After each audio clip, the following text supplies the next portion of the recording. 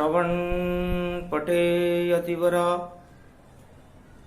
महावाक्य जनार्दन सच्चिदानंद त्वं शरणं ब्रजेश यादवेन्द्रं दयादाता पुंडरीक्षा क्षीरसागर शयनं कमलनयनं नमस्तुते नमामि श्रीहरि। धैर्य से जिसको धारण किया जाता है, कर्णपटुओं से जिनका पान किया जाता है, ऐसे सच्चिदानंद भगवान श्री यादवेंद्र सरकार को मैं नित्य ही चिंतन करता हूँ, नमन करता हूँ। जिनको नमन करने से मंगल आदि मंगल तो हो ही जाते हैं, साथ ही में बहुत बड़ा बल मिलता है मनुष्यों को। वाणी ब्रह्माणी करो वाणी परनित वास, राम कथा वर्णन करूं पूर्ण कर्मा आस। शंभु रूप शिव तेज भवानी, और कलयुग में प्रगटी ये वाणी। राजनीति का सार बतावा, और भोले शंकर खुद समझावा। समझ जाए जो ज्ञानी है, ना समझे नादान। सदी 21वीं कलयुग में प्रगटे कल की भगवान, सियावर रामचंद्र शंकर हरि। रविवार का तेज है और नक्षत्र है मूल, कलयुग में देखो पापों के चुभते जाते शूल। सियावर रामचंद्र शंकर हरि। और द्वितीया आषाढ़ का मासा, और दो ही जाति राम प्रकाशा। सुनो उमा अब अनुभव मेरा, और राजनीति का सार है गहरा। दो ही जातियां होती है, और मानवता और दानवता। और राजनीति में यही धर्म है, कल्याण करेगी मानवता। तो मानवता से ताज चलाओ, और प्रजा कल्याण बनाओ। दानवता चलती नहीं, जैसे रावण चला न खेल। 4 वेद का ज्ञाता देखो राजनीति में फेल। अरे गुण मंडित था, गुण पंडित था, विद्वान रावण धुरंधर था। और 4 वेद का ज्ञाता था, और राजनीति का सुरधुर था। फिर भी रावण हार गया, और राजनीति हुई फेल। सुनो उमा अब राम की ये कथा, श्रुति अपेल। श्रुतियों के माध्यम से ये कथा कलयुग में कहनी पड़ रही है, क्योंकि राजनीति का कलयुग में पतन हो चुका है। जैसे ही कलयुग प्रवेश हुआ, और पहला राजा जन्मेजय था, और नाम में ही देखो उसके कितना गुण भरता सुंदर था। राजा परीक्षित का लड़का था जन्मेजय, कलयुग का पहला राजा था। राजनीति कलयुग में वहीं से प्रारंभ होती है, और कलयुग भी वहीं से प्रारंभ होता है। इसलिए रावण की राजनीति को तो बाद में बताएंगे, पहले कलयुग की तो सुन लो। तो तक्षण नाग यज्ञ किया, और सारे अवगुण किए संगार। जितने नाग फैले थे भारत में, उनका कर दिया बंटाढार। लेकिन कलयुग वहां प्रवेश कर गया, और देखो चुप चुप चाप जरासंध के ताज को माथे रख लिया आप। जैसे ही उसने जरासंध के ताज को अपने माथे पर रखा, 50-50 हो गया, धर्म और अधर्म हो गया। तो जन्मेजय का राज कभी समाप्त नहीं कलयुग होता, गर ताज नहीं रखता जरासंध का तो अजय राज उसका होता। लेकिन जनमेजय के राज नहीं आगे चल पाए। जी हुजूरी का राज था, ये राजनीति समझाए। जी हुजूरी जनमेजय के राज से प्रारंभ हुई, तब से आज तक चल रही है। पहला राजा बनते ही उसने घोषणा की कि हम कुछ नियुक्तियां करेंगे। तो सबसे पहले अपने ही अधिकारी दिए बैठाए और 3000 प्रार्थना पत्र और जनमेजय राज में आए। सारे ही विद्वान धुरंधर, और किसका चयन करे राजमहल सुर, किसका चयन करे? तो 5 अभ्यर्थी थे जो जी हुजूरी के साथ लगी सिफारिश चाटुकारों की, और नहीं नियुक्ति मिली तत्काल। तब मुख्य अधिकारी ने कहा महाराज 3000 प्रार्थना पत्र आए हैं और नियुक्तियां 5 आदमियों को देनी है और 5 सिफारिशें भी लगी हुई है, तो क्या करें? कि जिनकी आई हुजूरी प्रार्थना हाँ हाँ हाँ हाँ लिख देना, और बाकी जो बचे 995 2000 उनके सब नाना लिख देना। तो 5वीं पास न्यायाधीश बन गए ये कलियुग का राज, और जो सारे ही योग्य थे और पतन हुआ महाराज, उनको नौकरी नहीं मिली। और 5वीं पास 5 व्यक्ति जो उनके थे, जनमेजय के रिश्तेदारों के थे, उनको नौकरी मिल गई।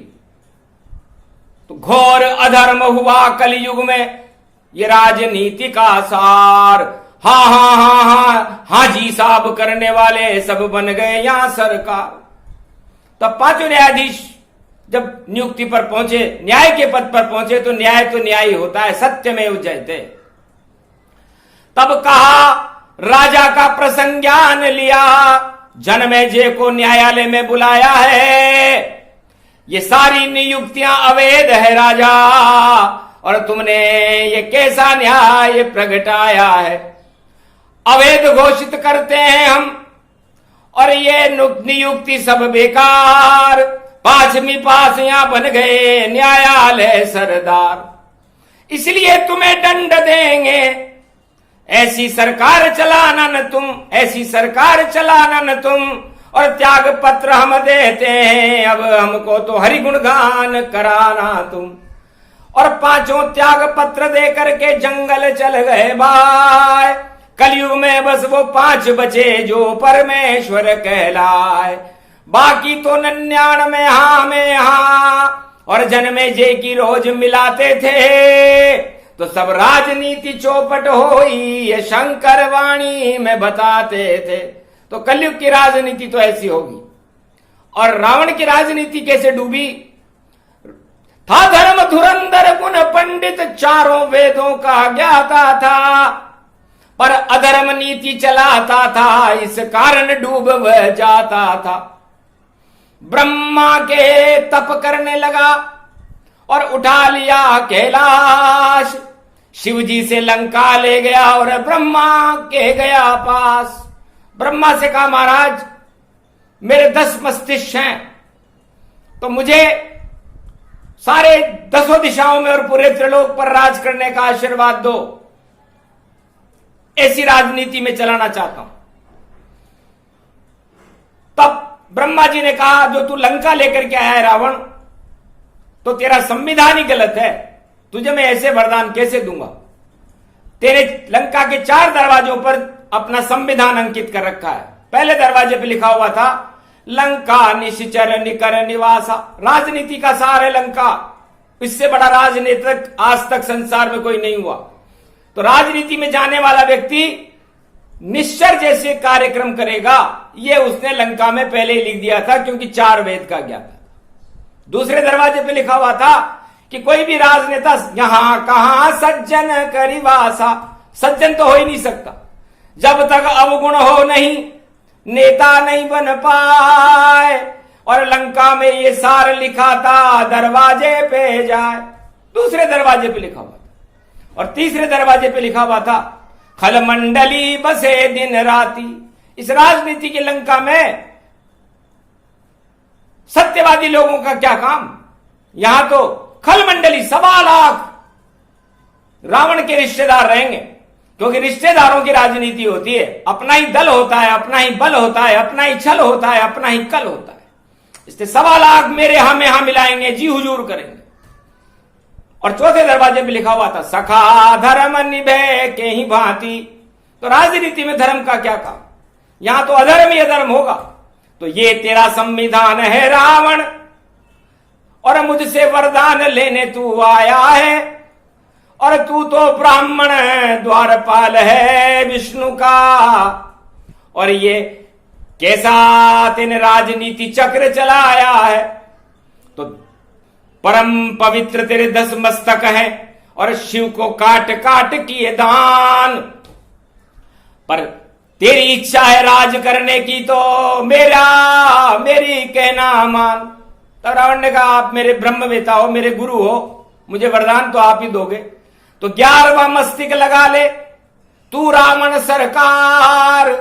और ब्रह्म लोक में एक गधा है, वो तेरे मस्तक साकार। एक गधा था, गधा वेद को क्या सुने, समझे भी नहीं, इसलिए ब्रह्म लोक के बाहर खड़ा रहता था और तिभू तिभू करता रहता था।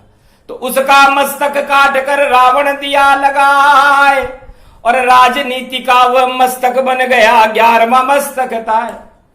तो रावण ने कहा महाराज लगाओ जल्दी मेरे, मुझको तो राज सब करना है, और कैसा भी धर्म अधर्म चले, मुझे तो मेरा पद सुरक्षित रखना है। तब से ही त्रेता युग में हो गया बंटाढार, और 11वां मस्तक कर रहा है कलयुग तक आभार। वो 11वां मस्तक रावण का, रावण मर गया, लेकिन वो 11वां मस्तक नहीं मरा, क्योंकि भगवान रावण के 10 मस्तक काटे थे, एक मस्तक बाकी था। आज भी रावण के पुतले के ऊपर एक गधे का मस्तक लगाया जाता है। वो इस चीज का द्योतक है कि राजनीति गधे की तरह होती है, लात मारती, छूटे न कुर्सी, कुर्सी न मारे लात, बाकी जो उसके दुश्मन हो उनके मारे लात। तो यही राजनीति का सार है, शिव ने दिया बताए। धन्य धन्य ब्रह्मा जी जो दिया वरदान सुनाए। तो रावण डूबता कभी नहीं, क्योंकि 10 मस्तक शिव के चढ़ाए थे, पर इसे चढ़ाना भूल गया, इस कारण मृत्यु पाए थे। तो राजनीति में फेल हो गई ये रावण सरकार। गर गधे के मस्तिष्क को भी चढ़ा देता तो हो जाता भवसागर से पार, सिया भर रामचंद्र शंकर हरिओम। तो राम घबराए देख कर, और रावण नीति जान। परामर्श किया शिव से, कैसे विजय भगवान, हमारी विजय कैसे होगी, क्योंकि मैं तो मर्यादा पुरुषोत्तम राम हूं। अधर्म तो हम करेंगे ही नहीं, चाहे हमारी पत्नी चुराई ले जाए, चाहे हम भूखे मर जाएं, चाहे कुछ भी नीति, जितनी भी अधर्म नीति करी लंका वालों ने करी भारत के साथ, भारत वालों ने रावण के साथ कोई नीति नहीं करी, बल्कि 4 बार उसे समझाने भेजा। पहली समझाइश हनुमान जी गए, दूसरी समझाइश अंगद गया, तीसरी समझाइश सुग्रीव और जामवंत जी ने भी की, और चौथी समझाइश उसकी पत्नी मंदोदरी ने भी की, और 5वीं समझाइश विभीषण जी ने भी की। लेकिन बानी नहीं बात, क्योंकि ताज मोह था भारी, और सत्ता कैसे जाए मेरी, तो आए आंसू सारी। लंका में आंसू भर जाएंगे जिस दिन मेरा ताज छिनेगा। इसलिए मैं आप 5 व्यक्तियों की बात मानने से इनकार करता हूं। तब भगवान शंकर ने किया परामर्श, तुम स्थापना सागर तट कर दो, और तुम तो दया के सागर हो रामचंद्र, और इस सागर को अमृत भर दो, और इस सागर से पार उतर कर जाओ अधर्म के पास, और धर्म का झंडा वहां लहराओ, और पूरी होगी आस। पर पूजा करने वाला पंडित कोई नहीं था पास, अरे राजनीति को सीख लो राम जी और रावण ले हो बुलाए। तब हनुमान जी रावण को बुलाने गए कि महाराज धर्म धुरम पंडित हो, हमको पूजा करवानी है और देखो सोने की सीता से और हमको जलझारी वहां पहुंचानी है, तो सोने सीता संग ले और आओ राम के पास, रामेश्वर पूजन करो तो होगा दिव्य प्रकाश। बात मान ली रावण ने, शंकर की पूजा करनी है, इनकार नहीं हो सकता हूं, अब विजय राम की करनी है। क्योंकि लंका धन बेकार है और राम धनऊ तन पाए, राम धनऊ लंका आए तो भाग्य उदय हो जाए। तब भगवान राम के पास युद्ध के समय रामेश्वर की पूजन करने के लिए और अब राजनीति का सार बताने के लिए रावण आया। प्रणाम किया रघुबर दल को और राम को भी प्रणाम किया, भोले शंकर के चरण गिरा, ओम नमः शिव नाम लिया। सोने की सीता बिठला दी, राम के देखो वामांग और पूजा करने लगा और ओम नमः शिवाय हर हर महादेवाय पशुपति नीलकंठे लंबोदरे कदंतम सर्वत्र विघ्ननाशा त्रिलोचना चंद्र लीलाटुपटुदे त्रिपुंड तिलकम चतुर्भुजम मुक्तामणि परम प्रसन्न शिव हर हर महादेवाय नमस्तुते रामेश्वरम परम बिल्व पत्र रसाए ओम नमः शिवाय नमो नमः। प्राण प्रतिष्ठा पूरी हुई और ये आषाढ़ का मास द्वितीया मूल नक्षत्र है और विजय राम होई जात। ओम विजयेश्वरी जगदम्बा नमामि भगवती भयारिणी संकट मोचनी दुर्गा दुर्गति नाशिनी सर्व सिद्ध गायत्री महामंगला काली भद्रकाली ओम ह्रीं क्लीं विचे चामुंडा स्वाहा। जाओ राम अब विजय तुम्हारी, हार गई लंका सब सारी, मिटिया मेट राजनीति हो जावे और पाप की लंका खुद जल जावे। ज्ञान हो गया मुझको भारी जब रामेश्वर पूजन की सारी, सारा युद्ध बेकार है अब तो नाटक जान और आपके हाथ से मारना मुझे और बैकुंठ दे हो भगवान, ये दक्षिणा दे दो।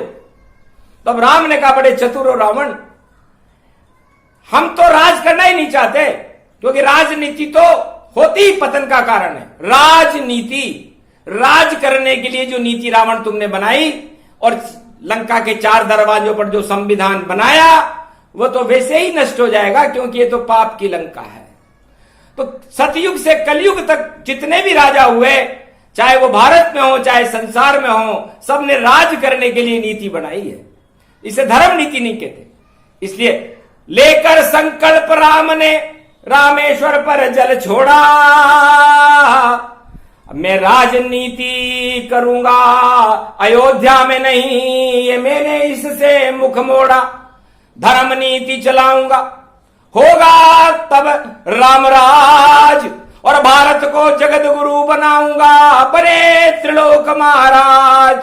मेरे यहां पर ये लंका नीति नहीं चलेगी क्योंकि लंका नीति की राजनीति तो बंटाढार है और पतन की ओर जाती है। रावण खुद डूब गया पर उसे डुबाया गधे ने जो मस्तक लिया चलाए। अरे गधा बुद्धि उसमें हुई तो ज्ञान भूल सब जाए। तो राजनेता जब सिंहासन मिलता है तो रावण का 11वां सर उनके मस्तक पर आ जाता है और उसके बाद उनका तप तेज समाप्त हो जाता है और वह ये भूल जाते हैं कि हम भारत के शेर हैं, पूरे त्रिलोक के शेर हैं और वो गधा बुद्धि से करते हैं। और देखो सारे राजा राज इस कारण छिनते रहते हैं, लात मार कर ताज। तो दूसरा गधा आकर के उनके लात मार देता है और ताज छिन जाता है। तो ये राजनीति का सार पहली बार कलयुग में भगवान शंकर कलंकी भगवान के आने से पहले राजाओं को और प्रजा को बता रहे हैं कि भाई आपके पतन का कारण भगवान नहीं है, आपके शुभ कर्म भी नहीं है, लेकिन इस लंका नीति के कारण और इस व्यवस्था के कारण आपका पतन होता है। तो सोचो समझो फिर करो, करो प्रजा कल्याण, वरना हाल वही होगा जो लंकापति रावण जान। तब भगवान राम ने उससे पूछा, रावण राजनीति का सार बताओ। तब रावण ने कहा, महाराज सार सार सब है यही, और ये सागर तन पाए, और जितना गहरा सागर होता राजा वैसा बन जाए। जितनी गहराई सागर में होती है, सतयुग से कलयुग तक सभी राजाओं को इतनी गहराई रखना चाहिए। कोई उनका अपमान करे या कोई उनका सम्मान करे, पर तरंगों में नहीं फंसता सागर, वह तो ईश्वर गुणगान करे। तो जो सागर फंस जाएगा, जो राजा फंस जाएगा मान और सम्मान, और उसी राजा का होएगा कलयुग में अपमान। तो ये सम्मान और अपमान की राजनीतियां जिस राजा को अच्छी लगने लग जाती है, समझ लो उस राजा का ताज चला जाता है। ये रावण ने राजनीति का सार बताया। और राजा को इतना गहरा होना चाहिए कि सुन ले अपने मित्रों की, सुने प्रजा की बात, सुन ले सब सचिवों की सलाह, और फिर करे वो मन की बात, अपने मन की बात करे और सबकी सुन ले, और किसी को पता न चले कि कब आएगी लहर और कब उठेगा ज्वार। ज्वार भाटा जब उठे तो राजा की जयकार। जब समुद्र में ज्वार भाटा उठता है, चक्रवर्ती तूफान उठते हैं, तो बड़े बड़ी अधर्म की लंकाएं समाप्त हो जाती है। तो हे राम, तुम तो चक्रवर्ती तूफान हो धर्म का, और रामेश्वर की स्थापना कर रहे हो, तुम्हारी जय जयकार मैं भी करता हूं। तो काम धाम सब छोड़ के संविधान करो नष्ट। अरे मेरे खातिर आपने, अरे प्रभु बहुत पाया है कष्ट, मेरे लिए आप बैकुंठ छोड़ करके और इस लंका के तट पर आ गए, भूखे प्यासे हो, आपकी पत्नी भी मेरे यहां कैद है। लेकिन कितनी मुझको चाह थी, लक्ष्मी मुझे मिल जाए, ताज कभी छूटा नहीं, लेकिन लंक नष्ट हो ही जाए। 1.25 लाख नाती भी मर गए और लक्ष्मी भी आप वापस ले जाओगे, मेरे पुत्र मर गए, मेरे भाई मर गए, तो फिर मेरे पास बचा क्या? इस राजनीति को रोऊं क्या? फेंकता हूं इसको समुद्र में मैं, और पत्थर सम लंका को जानो, और राम राम पत्थर लिख दो, और लंका तक आप राम पधारो।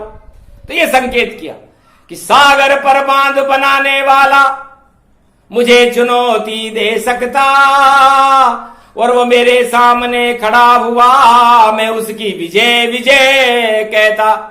तो राम नाम सागर बना और पत्थर दिए तिराए, और ऐसा सेतु बन गया कि धर्म ध्वजा लहराए, अधर्म सब ही नष्ट हो गया। ऐसा राज चलाए, रावण को भी ज्ञान हो गया जब धर्म नीति बतलाए। तो रावण की राजनीति को राम ने भी अपने हृदय के अंदर सजो कर रखा कि कहता तो बहुत अच्छी बात है, और अपने अवगुण खुद हमें बता रहा है। तो जो आदमी अपने अवगुण बता दे, अपनी गलतियों की क्षमा याचना कर ले, वो पापी नहीं होता। और ये ब्राह्मण है तो ब्रह्म हत्या का पाप लगेगा, और मैं धर्म नीति समझाऊंगा, तो पहले इससे वचन ले लूं तो पाप मुक्त हो जाऊंगा।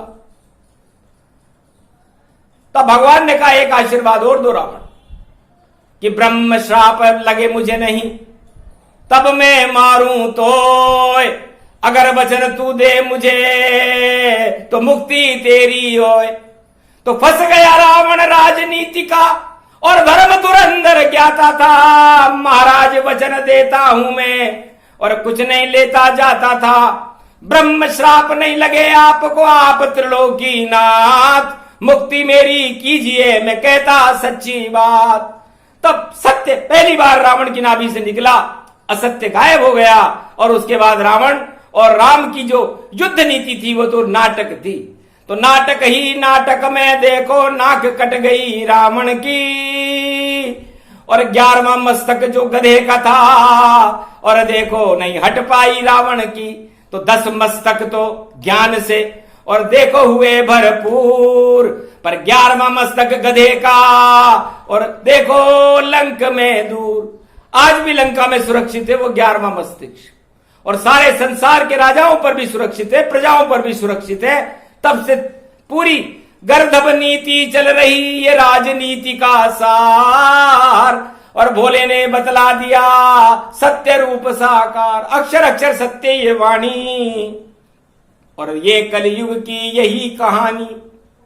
तो कलयुग की कहानी तो हमने पहले बता दी, और ये रावण ने अपनी नाव, अपनी लंका खुद ने ही डुबो दी, क्योंकि लगा उसे अब तैर न पाए इस सागर में नाव, अपने हाथ से अपनी लंका में खुद ही देव डुबाओ।